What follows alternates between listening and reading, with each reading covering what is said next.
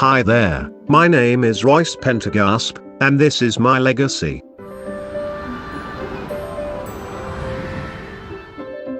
Well, that's how it began. Not much to look at, was it? Now I have a one-room mansion. It may not be anything special now, but it's my lifelong goal to establish a great legacy that expands 10 generations, maybe more. This is Ibiah, my wife, whom I met the very day I moved in. The little bundle is our daughter Stacy. And this is the Pentagasp legacy. So here I am looking after Hollie. I take care of her most of the time while Ibiah gets some well-needed rest. No one was sleeping very much. I'd not managed to do anything more to the house as yet, but we did get a bed for Joy and a state-of-the-art doll's house for them all to play with. It helped them with their social skills. Anyway, the reason for the lack of sleep was a monster the girls started complaining about.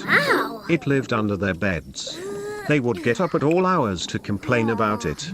Neither Ibiah or I had ever seen or heard it, but they refused to sleep in their beds. The only rest they got from this monster was to take short naps. That meant that they were always tired in the mornings when it was time for school.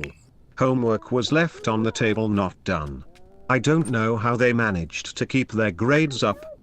Must be all the extra work they did at school. Sometimes Ibiah and I would be at work at the same time, and although Hollie went off to daycare, the girls were left to fend for themselves. When one wanted to use the bathroom, suddenly everyone needed it.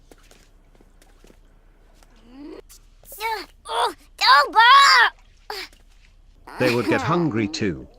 There was always food or snacks in the fridge, and they were more than capable of getting it. The girls were exhausted from lack of sleep and would pass out wherever they happened to be.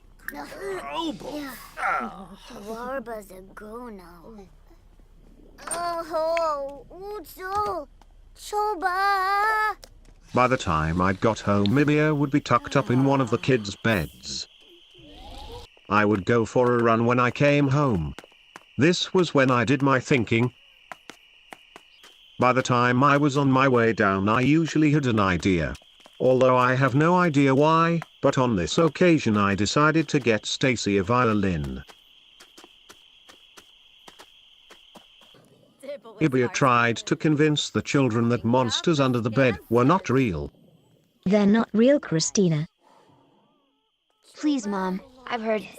Please, do something.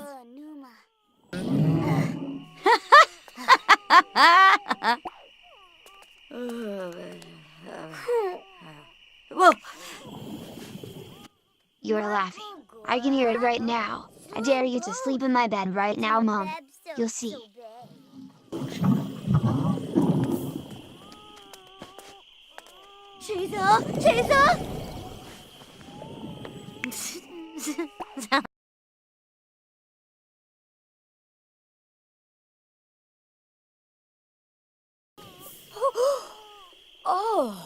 Then for the first time Ibiah saw and heard the monster. She reacted just like the kids.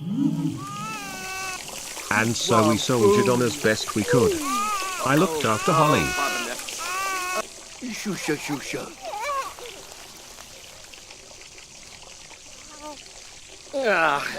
But the workload it had to bear was taking its toll on the bathroom. It was forever breaking down. I decided it was time to call the plumber.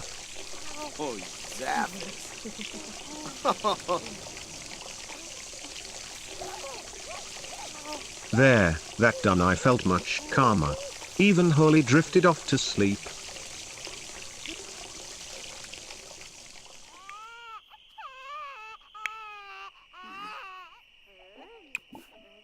Stacy began to play her violin. It was not a pleasant sound.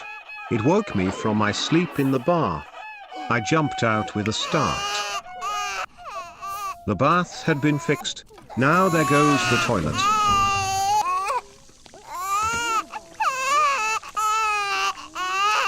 And Hollie needed seeing to. Enough was enough. I called the nanny.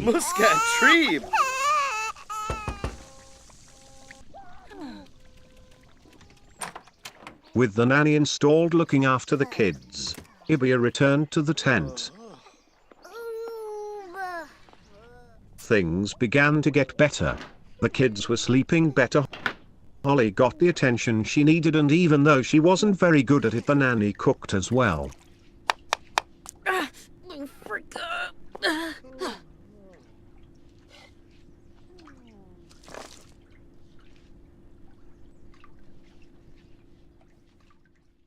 Here are my children sleeping peacefully, even if it is Saturday afternoon.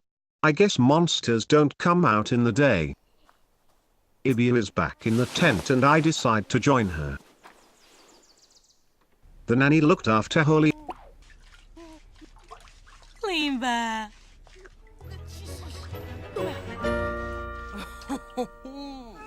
Kookaroo. Kookaroo. Oh, why you boo? Are you free? Oh, Lava.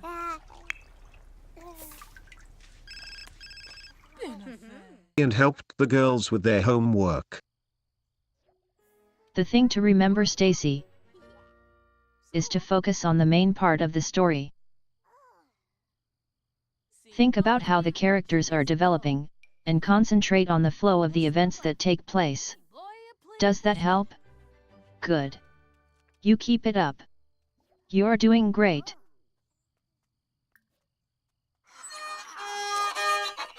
Stacy was still making a horrible racket with the violin, but Nanny was on hand to praise, encourage, and slowly she began to improve.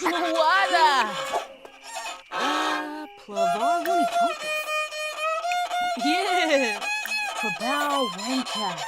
Duma. The next thing I know, Wait for it. I'm pregnant again. that's great news. Or so I tell her. We made our way to the kitchen, and while Ibiah busied herself with dinner, I stood contemplating our future plans, with a new one on the way. I tended to Hollie. You're going to have a new brother, I hope. I told her. Let's keep our fingers crossed, shall we?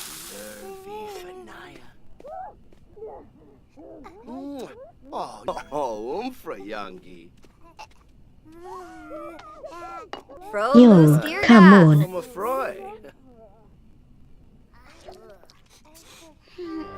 Meal times were a haphazard affair. We only had 2 chairs and not much space for much else. Hollie would be aging up soon, which will make the problem even worse. I was back in Ibiah's good graces, so she didn't seem to have any worries. She serenaded me, showing me that she still loves me.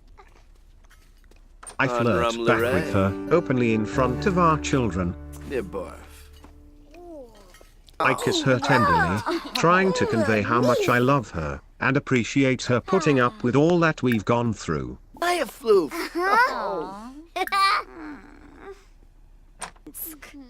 I go outside to play my guitar. The solitude helps me to clear my head and put things into perspective.